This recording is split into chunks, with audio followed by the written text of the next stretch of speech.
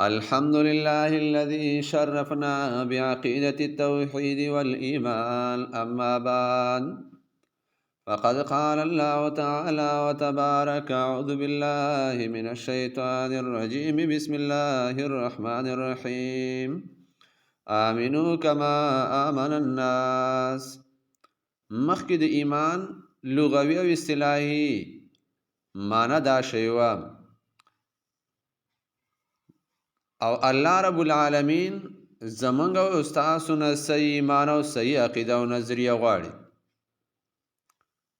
مطلق ایمان مطالبه الله رب عزت زمونږ او استاسو نه کوي، بلکې د هغه ایمان مطالبه کم ایمان چې د صحابه کرامو. الله فرمایي: آمنو کما آمن الناس. ای خلکو تاسو داسې ایمان راوړئ لکه څرنګه چې صحابه کرامو ایمان راوړی. نو صحابه کرامو ایمان دا زما او ستا د ایمان دپاره معیار او بنیاد دی.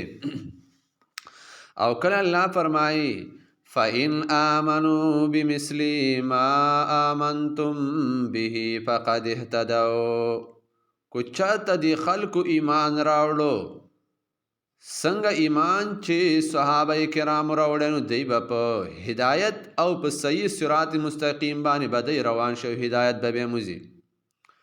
نو چې کله دغه عقیده نظریه دا برابر شي، نو هر کار به دا د الله رب عزت د رضا دپاره شي. او دغه الله رب عزت ذکر کوي: ان صلاتي ونسكي ومحياي ومماتي لله رب العالمين.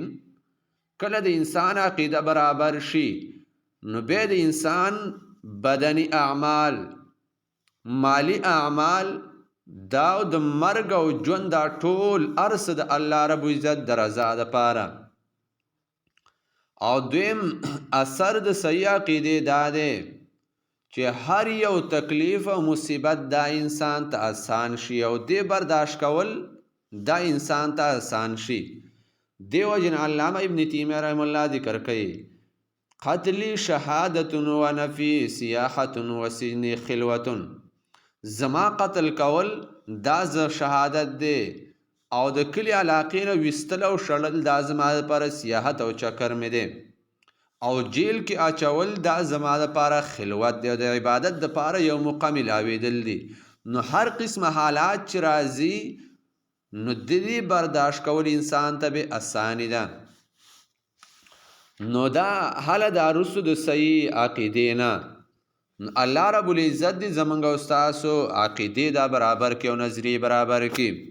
او انشاءالله آینده بیان کې به صحیح عقیدې دپاره څه نواقص دي چې عقیده په هغې سره ماتېږي او ایمان په هغې سره ماتېږي او ختمیږي. نو انشاءالله آینده درس کې به او سبق کې به نواقض الایمانی چې ایمان په کم کم چیزونو باندې ماتېږي، دا زما او ستا لپاره ډېر ضروري دي.